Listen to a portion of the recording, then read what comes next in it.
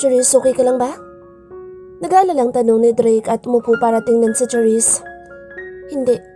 Ang sakit ng paa ko tapos ang sakit ng dibdib ko. Napilayan yata ako. Daing ni Charisse. Kaya mo bang bumangon, ma'am? Kung hindi, huwag ka nalang gumalaw at baka na-injured ka. Sabi ng tour guide kay Charisse. Dahan-dahang umupo si Charisse. Nakahinga siya ng maluwag nang maramdaman na wala naman siyang nararamdamang sakit sa katawan maliban sa kanyang paa. Kaya ko pong bumangon pero medyo masakit lang itong paa ko. Hindi na siguro ko tutuloy sa taas ng bundok. Sir Drake, kayo na lang pong umakyat. Pasensya na po kayo. Malungkot niyang sabi dahil pangarapan naman niya na makarating sa tuktok ng bundok. At kinakabahan pa siya sa paglalapat ng labi nila ni Drake kanina. Bumaba naman si Ricky para kumustahin ang dalawa. Okay lang ba kayong dalawa? Agad na tanong ni Ricky sa dalawa nang makarating siya sa kinaroroonan ng mga ito. Ako okay lang pero si Charisse mukhang hindi okay. Sagot ni Drake kay Ricky. Mabuti pa, tumuloy na kayo sa pag-akyat ng bundok. Ikaw na muna ang bahala sa mga kasamahan natin. Utos pa ni Drake kay Ricky. Pero paano kayo ni Charisse? Nag-aalalang tanong ni Ricky. Bababa na lang kami para matingnan kung may injury si Charisse. Sagot na Drake. Ngunit nagulat na lang sila sa biglang pag-iyak ni Charisse. Charisse, masakit ba ang katawan mo? Nasaan na masakit ha? Tanong ni Ricky habang ang tour guide naman ay nakatingin lang sa kanila. Walang masakit sa akin maliban sa paa ko pero kaya ko naman maglakad eh. Umiiyak nitong sagot kay Ricky. Anong iniiyak-iyak mo? Dahil ba hindi ka makakapunta sa tuktok ng bundok? Naiinis na tanong ni Drake sa dalaga. Hindi naman yun ang dahilan kung bakit ako umiiyak eh. Lalo pa nitong nilakasan ng pag-iyak. Bakit ka umiiyak? Para kang bata dyan. Sermon ni Drake sa kanya. Kasalanan mo ito, sir. Hinalikan mo ako sa labi. Mabubuntis na ako nito. Pagagalitan ako ng pinsan ko nito at ano na lang sasabihin ng boyfriend ko kapag nabuntis ako ha? Atungal na iyak ni Charisse at naglulupasay pa siya sa lupa. Bakit nasobrahan sa kabubuhan ng babaeng ito? Paano siya mabubuntis? Hindi ko naman siya ginalaw. Maganda nga, wala namang utak. Bulong ni Drake kay Ricky. Humalakak si Ricky sa kainosentehan ni Charisse. Malay mo, at baka may sperm cell sa labi mo at nalunok niya at pumasok sa matres niya. Bulong din ni Ricky sa kanya, habang ang tour guide ay natatawa na lang sa sinabi ni Charisse kanina kay Drake. Walang patid naman ang luha ni Charisse na dumadaloy sa kanyang mga mata. Paano kasi? Iniisip niya talaga na kapag hinalikan siya ng lalaki sa labi, mabubuntis siya. Yun kasi ang lagi sinasabi ng Giselle sa kanya na huwag siyang magpapahalik sa labi. Kaya kahit si Roy ay hindi nakakahalik sa labi niya, sa noo lang siya nito hinahalikan. Tumigil ka nga dyan sa kaiiyak, Charisse. Para kang syung ah. Sermon ni Drake sa kanya. Naiinis na ito sa pag-atungal ng dalaga. Ricky, sige na, ako na bahala dito. Puntahan mo na ang iba, tumuloy na kayo. Hintay na lang namin kayo sa baba mamaya. Utos pa ni Drake kay Ricky. Hindi pa rin mapigil-pigilan ni Ricky ang pagtawa niya dahil kay Charisse. Sige Drake, ikaw na bahala kay Charisse. Sang-ayon na lang ni Ricky kay Drake at tumingin ito kay Charisse. Charisse, huwag kang mag-alala dahil panalagutan naman ni Drake kapag nabuntis ka. Pigil na tawa ni Ricky na sabi kay Charisse. Sinamaan naman siya ng tingin ni Drake kaya umalis na siya bago pa siya masipa ni Drake. Tumayo ka na dyan, Charisse. Kung kaya mo namang tumayo at huwag ka nang umatungal dyan na para kang syunga. Inis na sermon sa kanya ni Drake. Nasasaktan na naman ang puso niya tuwing sinasabihan siya ni Drake ng ganoon. Syunga ba yun, sir? Kanina hinuwakan yung dibdib ko tapos nilapat mo pa ang labi mo sa labi ko. Paano kung mabuntis mo ako? Umiiyak pa rin na ani ni Charisse. Tanga, walang nabubuntis sa paghalik sa labi. Yang katangahan, bawas-bawasan mo. Gigil na sabi ni Drake sa kanya. Pinunasan ni Charisse ang kanyang mga luha tumayo. Ngunit paika-ika siyang humawak sa kahoy dahil masakit ang kaliwang bahagi ng kanyang paa. Sinamaan lang ni Charisse ng tingin si Drake. Kapag ako nabuntis, lagot ka sa boyfriend ko at sa pamilya ko. Pananakot niya kay Drake at suminghot ng kanyang sipon. pagbuhulin ko pa kayo ng boyfriend mo eh. Hindi ko alam kung paano ka nagkaroon ng boyfriend sa kasyungahan mong iyan. Wika pa ni Drake sa kanya. Ikaw nga, hindi ko rin alam kung paano tumagal si Ma'am Angel sa'yo. Sa tulad mong robot na dragon. Inis niyang sagot kay Drake. Bago pa mapatulan ng gusto ni Drake si Charisse, ay hinarap niya na lang ang tour guide na tatawa-tawa lang sa sagutan nilang dalawa ng dalaga. Manong, bababa na lang tayo. Okay naman siguro yung kasama ko na yan na walang utak. Hindi na kami tutuloy sa tuktok ng bundok. Mahinang sabi ni Drake sa tour guide. Tumangutango lang ang tour guide at si Drake naman ay inalalayan niya si Charisse na makababa sa paanan ng bundok. Ngunit nang hawakan niya si Charisse ay iwinaksin ng dalaga ang kamay niya. Ayaw ni Charisse na hawakan siya ni Drake dahil lalong bumibilis ang tibok ng puso niya kapag magkadikit ang kanilang balat. Kaya ang tour guide na lang nila ang umalalay sa kanya pababa sa paanan ng bundok. Hubarin mo yung sapatos mo para matingnan kung namamaga ang paa mo. Utos ni Drake kay Charisse nang makababa na sila sa bundok. Naglatag ng tent si Drake para may masulungan silang dalawa. Iyoko, huwag kang lumapit sa akin. Magkakaroon ako ng sakit sa puso kapag lumalapit ka sa akin. Saka may kasalanan ka pa sa akin, sir. Nakasimangot na tanggi ni Charisse kay Drake. Para kasing may kabayo na tumatakbo sa puso niya kapag malapit sa Drake sa kanya. Bahala ka nga sa buhay mo. Ang dami mong arte. Piko na sabi ni Drake kay Charisse at lumayo siya sa dalaga. Nang makalayo na si Drake sa dalaga bumalik sa normal ang pagtibok ng puso ni Charisse. Hindi niya maintindihan kung bakit ganito ang nararamdaman niya kapag malapit sa Drake sa kanya. Sumapit ang hapon ay hindi nagpapansinan at malayong agwat sa isa't isa. Kabado pa rin si Charisse sa paglapat ng kanilang labi ni Drake kanina. Kaninang tanghalian ay tinapay lang ang kinain ni Charisse at kay Drake naman ay ang baon nitong nilagang itlog. Bukas pa sila makakauwi ng umaga dahil mag-overnight ang mga kasamahan nila sa tuktok ng bundok dahil mahirapan na silang bumaba kapag inabutan sila ng gabi. Alas 4 na ng hapon at mabuti na lang may sapa sa malapit sa pwesto nila Drake at Charisse. Kaya ang ginawa ni Drake at ng tour guide ay nangisda sila. Kumuha sila ng kahoy at ginawang pana iyon. May 3 silang nahuling malalaking tilapia. Nagsindi ng siga sa Drake malapit sa tent at iniihaw ang isda na kanilang nahuli. May dalang baon na bigas ang tour guide at maliit na kaldero, kaya nagsaing na rin ito. Malinis naman ang tubig sa sapa kaya doon na ito kumuha ng tubig para sa bigas. Habang si Charisse ay nakasimangot na nakatingin lang sa dalawa. Pagkatapos magsaing ng tour guide ay nagbitay ito ng duyan at pumwesto roon. Si Drake naman ay lumapit kay Charisse, dala ang dahon ng saging na nilagyan ng lutong isda at kanin. Kumain ka na para may lakas kang lumakad bukas. Masakit pa rin ba ang paa mo? Tanong ni Drake. Malamang. Ano akala niyo sa paa ko, sir? May magic na sa isang iglap lang mawawala ang sakit? Nakasimangot na sagot ng dalaga sa kanya. Ayan, kainin mo ang ulo ng isda. Baka sakaling magkaroon ng utak yung ulo mo na ampaw. Inis na dura ni Drake. Para malaman mo, sir, 1 kilong utak ko. Baka ang utak mo ang sangkapiranggot. Mapang-asar na ganti ni Charisse.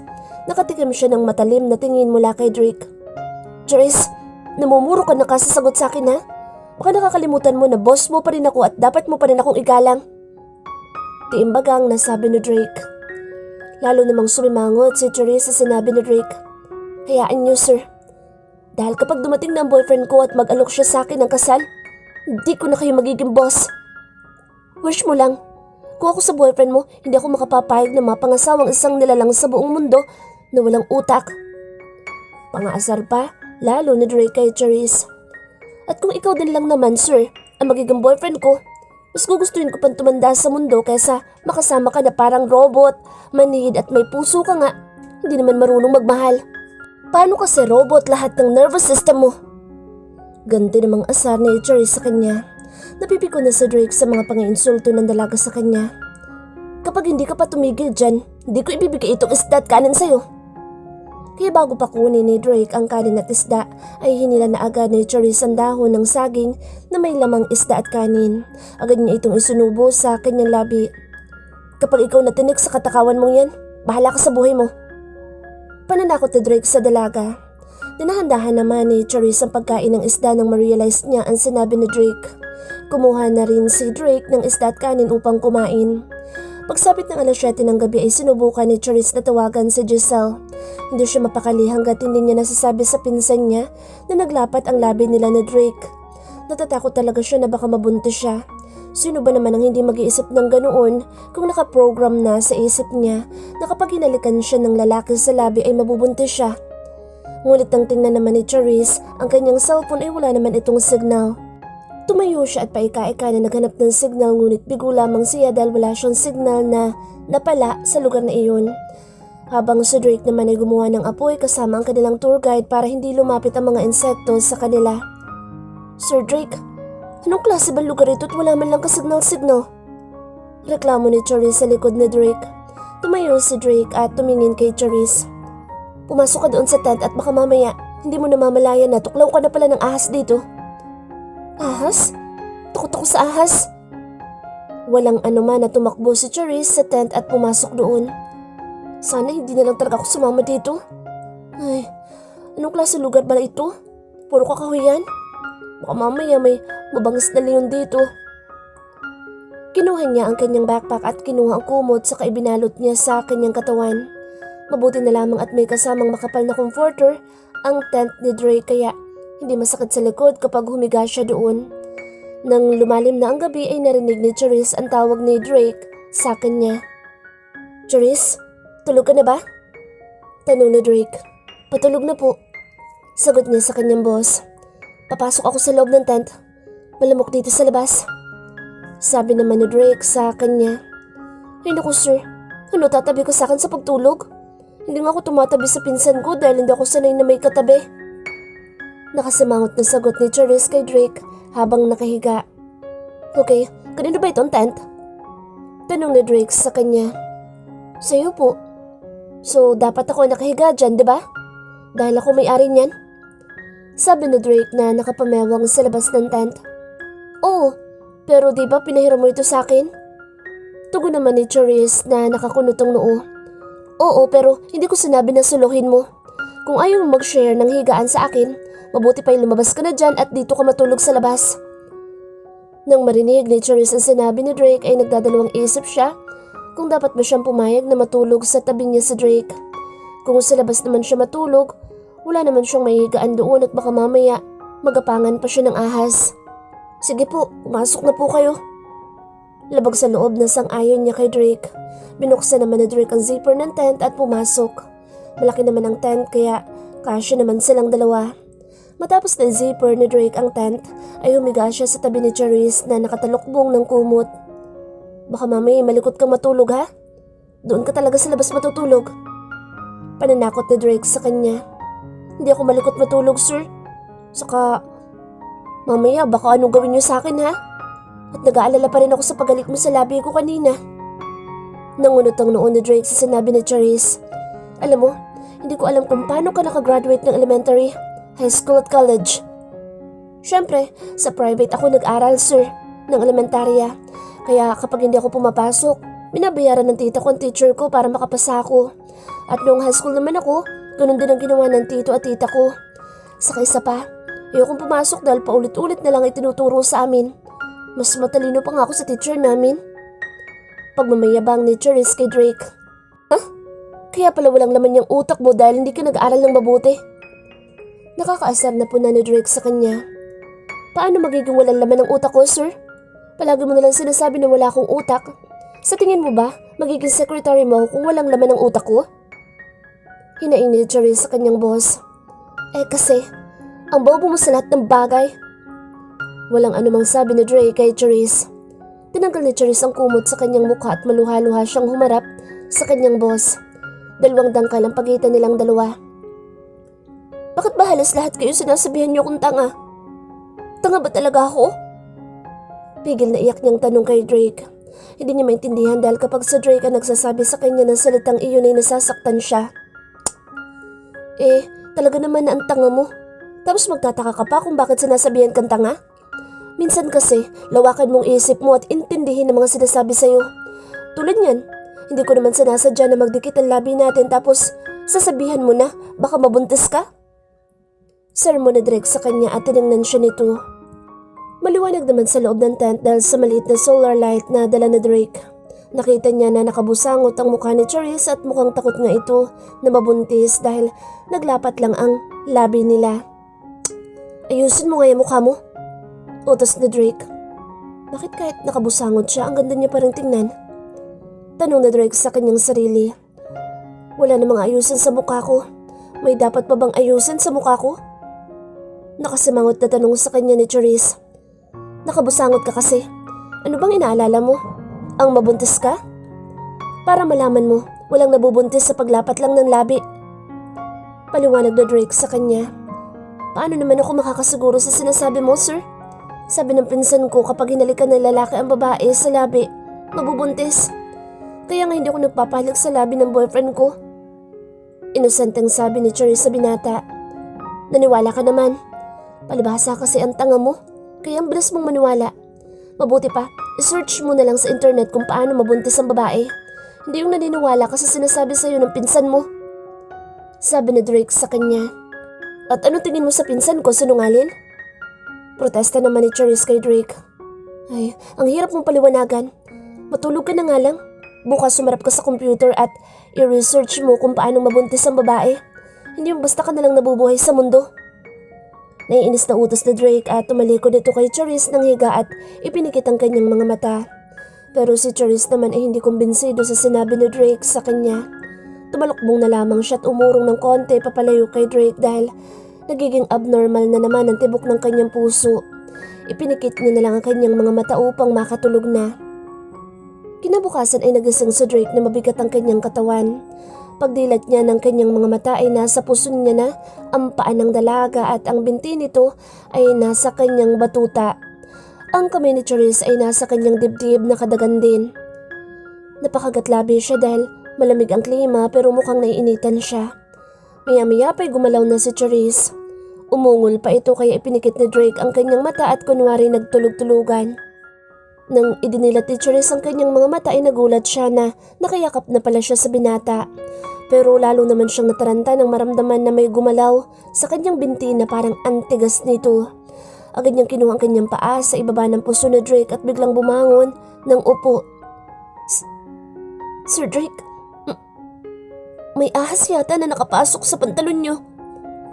Anyat kinalabit si Drake. Dumilat naman si Drake at naupo. Ang ingay mo. Kaya aga-aga, Charisse. Kalmadong sabi ni Drake sa kanya. Paano kasi, bigla na lang tumayo ang alaga niyang anaconda kaya hindi niya napigilan na igalaw ito.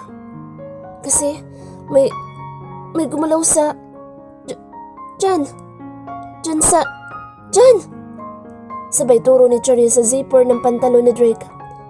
Alaga kong ahas yan, kaya huwag kang matakot dahil walang balak yan na tuklawin ka. Sagot ni Drake at tumayo para lumabas. Napakamot na lamang siya ng ulo habang tinitingnan sa Drake palabas ng kanilang tent. Nang malaman ni Drake na pababa na ang mga kasamahan nila ay nauna na silang umalis ni Charisse, ibinili na lamang ni Drake sa tour guide ang mga kasamahan niya.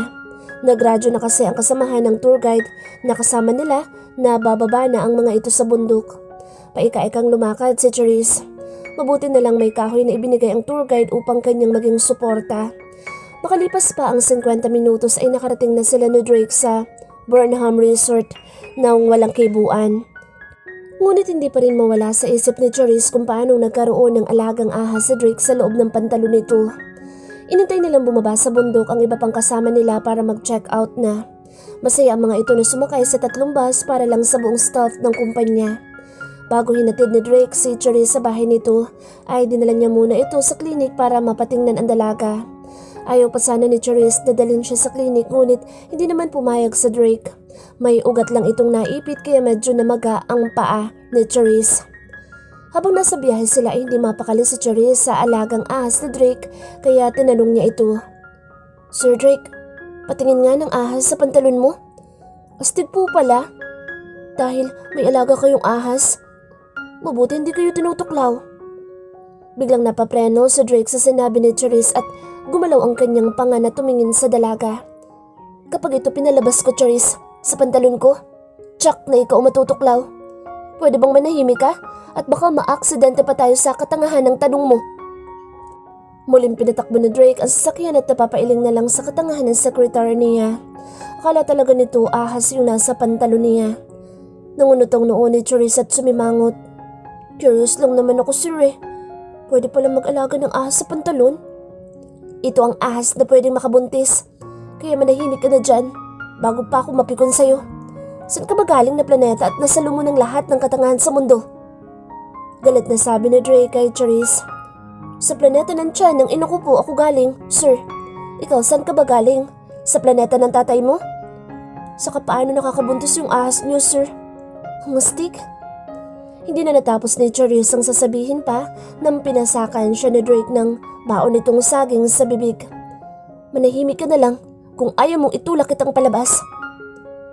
Pananakot ni Drake kay Charisse para manahimik na ito. Nanahimik na si Charisse dahil takot ito na itulak siya ni Drake. Kinain niya na lang ang saging at hinatid siya ni Drake hanggang sa pintuan ng kanilang bahay. Hello everyone! Masiglang bati ni Charisse sa kanyang mga kasamahan sa opisina. Good morning, Charisse. Bati rin sa kanya ng mga ito. Kumusta na ang paa mo, Charisse? Nag-aalalang tanong ni Jane sa kanya. Medyo namamaga pa rin pero naigagalaw ko na. Sagot niya kay Jane ngunit napanguso. Sayang nga hindi ako nakaakyat ng bundok. Okay lang yan, may susunod pa naman eh. Sabi naman ni Jane sa kanya at tinapik nito ang kanyang balikat. Nagtungo siya sa kanyang pwesto at sinilip ang CEO office para tingnan kung nandiyan na si Drake, ngunit hindi niya nakita ito. Nakahinga siya ng maluwag nang hindi niya nakita ang boss niya. Salip na sa ospital sana siya pupunta ngayon ay minabuti niya na lang na pumasok dahil naging normal naman kaninang umaga ang tibok ng kanyang puso at nakatulog siya ng mahimbing. Naupo siya sa kanyang upuan at tiningnan ang cellphone. Tiningnan niya ang kanyang messenger kung nag-reply na ba si Roy sa kanyang mga message ngunit bigo siya dahil wala man lang reply sa kanya si Roy. Napasimangot na lamang siya at binuksan ang computer para mag-encode ng mga papeles na kailangan ni Drake. Tiningnan niya ang schedule ni Drake at hindi naman ganoon kabis ang schedule ng kanyang boss. Hanggang sa nagtungo siya sa pantry para magtimpla ng gatas. Sakto naman na nandoon si Ricky. Good morning, Charisse. Kumusta na ang paa mo? Nag-aalalang tanong ni Ricky sa kanya. Medyo masakit lang, Sir Ricky. Maganda ba ang taas ng bundok? Tanong niya kay Ricky. Oo, sayang at hindi mo nakita ang view. Kumusta na? Hindi ka ba buntis sa paglapat ni Drake na labi niya sa'yo? Natatawang tanong ni Ricky sa kanya. Bigla namang napahawak si Charisse sa kanyang dibdib. Nakaramdam siya ng kaba. Sir Ricky, nakakabuntis ba talaga ang halik? Lalong natawa si Ricky sa tanong ni Charisse. Ano bang sabi sa'yo ni Drake? Sabi niya, wala daw nabubuntis sa halik. I-search ko daw sa internet kung paanong mabuntis.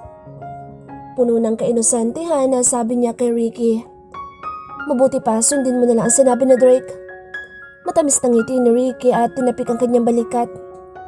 Sir Ricky, mukha yatang ang saya mo ngayon. May nagpapasaya sa'yo? Panunod niya na lang kay Ricky. Pinisil ni Ricky ang kanyang ilong. Ang galing mo talaga manghula. May nakita akong isang anghel sa paaralan na pinuntahan namin na Drake. Hindi niya nga ako pinutulog tuwing gabi dahil kinukulit niyang isipan ko. Kasing ganda mo rin siya, Charisse. Lamang ka nga lang sa kanya, ng konti. Medyo may pagkakahawig kayo. Kaso hindi ko nakuha ang buo niyang pangalan at ang kanyang number. Talaga? Paano siya nangungulit sa isip mo? Seryosong tanong niya kay Ricky. Basta, kapag pumipikit ako, nakikita ko maganda niyang mukha. Ngiting sabi ni Ricky. Naku, in love ka na nga siguro, sir. Isa ba siyang estudyante? Mami, minor de edad yan at makasuhan ka pa ng child abuse. Anya kay Ricky at nagtimpla ng gatas. Hindi parang kasing edad mo lang din siya. Isa siyang guro sa elementarya ng La Huerta. Giselle ang pangalan niya. Sayang, hindi ko man lang nakuha ang buo niyang pangalan. Pangihinayang pangsabi ni Ricky sa dalaga. Napahinto ng timpla ng gatas si Charisse at tumaas ang kanyang kilay na tumingin kay Ricky. Baka si Giselle yun, yung pinsan ko. Isa siyang teacher sa La Huerta Elementary School. Napaawang ang labi ni Ricky. Literal sa sinabi ni Charisse. Hindi nga, pinsan mo ang teacher na nakilala ko sa paaralan ng La Huerta? Hindi makapaniwalang tanong ni Ricky sa kanya. Mukha ba kong sinungaling, sir? Pero malay ko baka ibang Giselle na kilala mo at hindi yun ang pinsan ko. Pero iisang Giselle lang naman na pangalan ng teacher doon na nagtuturo sa grade 1. Sabi ni Charisse kay Ricky. Giselle Legaspi po ang apelyido nun. Yes. Hulog ka talaga ng langit, Charisse. Sana pinsan mo nga yun. Pwede bang mamanikan sa bahay ng pinsan mo? Tuwang tanong na Ricky sa kanya. Kumunot ang noo ni Charisse sa tanong na Ricky. Manhikan agad, sir? Hindi mo pa nga nililigawan? Namamanhikan ka na? Saan pa ba mapupunta yun? E di sa pamamanhikan din. Sabi pa ni Ricky. Iinom mo na lang ng kape yan, sir. Baka nasobrahan ka lang sa pag-akyat ng bundok. Anya kay Ricky at tumalikod na ito. Bitbit ang tasa na may lamang gatas. Ngunit napahinto siya tumarap ulit kay Ricky. Sir, may sasabihin ako sa'yo. Mahinang saan ni Charisse kay Ricky. Ano yun? Kunot noong tanong ni Ricky sa kanya. Alam mo ba na may alaga si sir na ahas? Buti na lang hindi ako natuklaw noong gumalaw. Lalong nangunot ang noo ni Ricky sa sinabi ni Charisse. Lalo na't alam niya na hindi naman mahilig mag-alaga ng hayop si Drake. Nakita mo ang alaga niyang ahas? Sa kasan mo nakita? Nagtatakang tanong ni Ricky kay Charisse. Hindi ko nakita, sir, dahil nasa loob ng pantalon niya. Noong nadagadan ko siya gumalaw, kinabahan talaga ako noon dahil paano ko nakalabas yun sa pantalon ni Sir Drake? Siguro tinuklaw na ako. Kwento ni Charisse kay Ricky. Halos hindi na makahinga si Ricky sa katatawa sa sinabi ni Charisse. Sir, may nakakatawa ba? Nagtataka naman na tanong ni Charisse kay Ricky. Namumula ang pisngi ni Ricky sa kakatawa. Akalain ba naman niya na ang tinutukoy na ahas ni Charisse ay ang sandata ni Drake? Mabuti na lang hindi lumabas ang ahas ni Drake, Charisse. Dahil kapag nagkataon, siguradong natuklaw ka niyan. Delikado pa naman ang alaga ng ahas ng boss mo. Tawang-tawang sabi ni Ricky. Mabuti na lang talaga, sir. Hindi lumabas dahil kung natuklaw ako. Tsak na lagot ako at pagagalitan na naman ako. Tapos sasabihin niya na naman, natatanga-tanga ako. Dapat, hindi ni sir dinadala ang ahas niya. Pwede palang mag-alaga ng ahas sa loob ng pantalon. Pakamot-kamot pa sa ulo na sabi ni Charisse kay Ricky. Halos sumakit na ang tiyan niya katatawa. Sige sir, balik na ako sa pwesto ko. Baka maabutan pa ako ni Sir Drake. Saka si Giselle na sinasabi mo.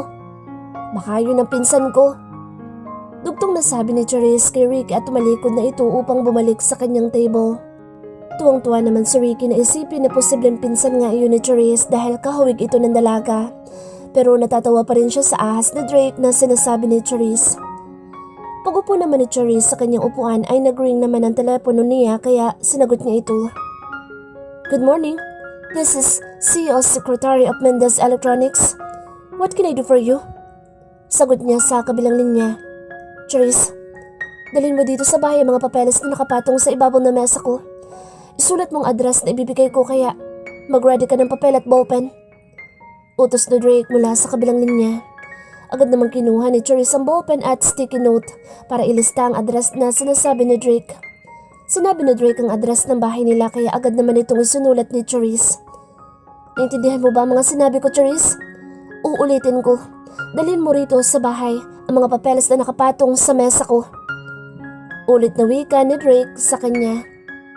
Oo naman, sir. Ano akala mo sa akin, tanga? Taas kilan niyang sagot kay Drake. Inunahan niya na ito at baka masabihan na naman siyang tanga. Masakit yata iyon sa kanyang puso kapag ang isang Drake na ang nagsasabi ng ganoon sa kanya. Ano pa nga ba? Mabuti naman at nakuha mo. Bilisan mo at ayoko nang matagal akong naghihintay. Tura ni Drake. Bakit kasi hindi kayo pumasok, sir? Ang tamad nyo naman. Ako nga pinilit kong pumasok kahit masakit ang pa. Hindi na niya natapos ang sasabihin ng pinutol na ni Drake ang sa kabilang linya.